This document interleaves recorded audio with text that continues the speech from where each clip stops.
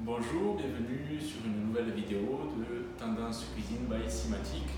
On est de retour sur Toulouse, au magasin d'Outil Design.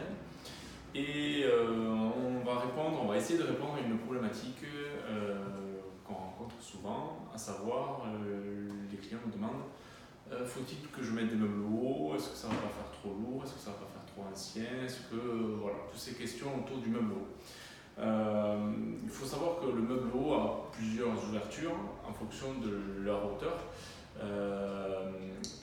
Bien évidemment, un meuble haut avec une très grande hauteur, les ouvertures vont se faire ce qu'on appelle à la française, donc uniquement avec des portes battantes.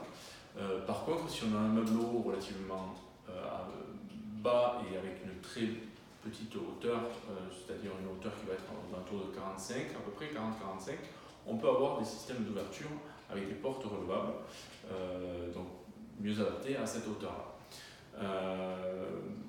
La partie ouverture mise à part, on peut avoir également la possibilité de traiter le meuble haut sur différents volumes de pièces.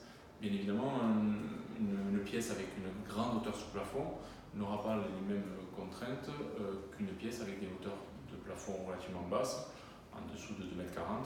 Donc en fonction de la hauteur de la pièce, on va adapter le meuble haut. Exemple, ici on a une hauteur de plafond qui est à plus de 3 mètres. Donc le but du jeu, c'était de dire on va optimiser ce rangement-là et ce volume-là.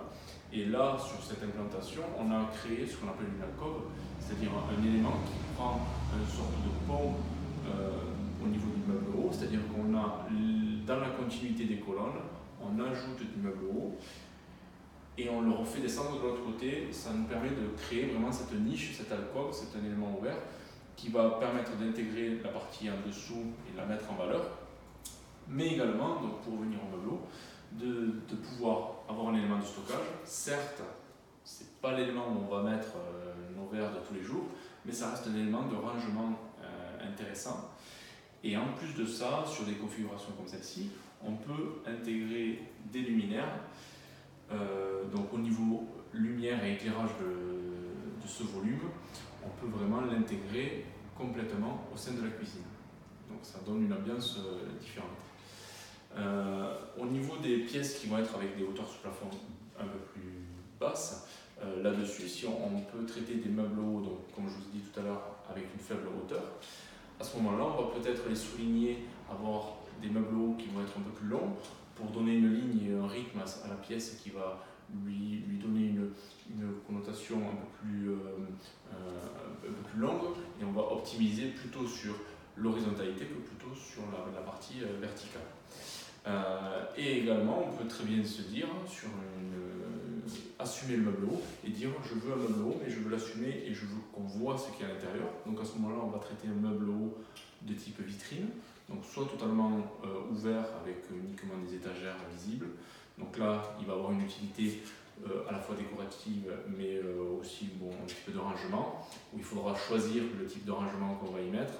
Ça peut être intéressant aussi pour faire vivre la cuisine dans l'année, c'est-à-dire l'été, on va peut-être mettre des fleurs, des fruits, et l'hiver, on va plutôt travailler sur quelque chose d'un peu plus cocooning avec des fruits secs ou autres, qui vont donner au meuble haut une utilisation d'accessoirisation et de personnalisation de l'espace qui peut être intéressant. Et au niveau de la vitrine, on peut avoir aussi une vitrine avec des portes. Là-dessus, ça peut être un élément plutôt de rangement assumé avec des éclairages intérieurs, donc on peut le traiter dans ce sens-là. Voilà, j'ai essayé de parcourir un petit peu la problématique du meuble haut.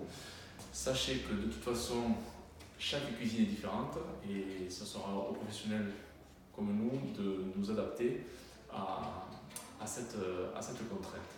Merci et à très bientôt, j'espère.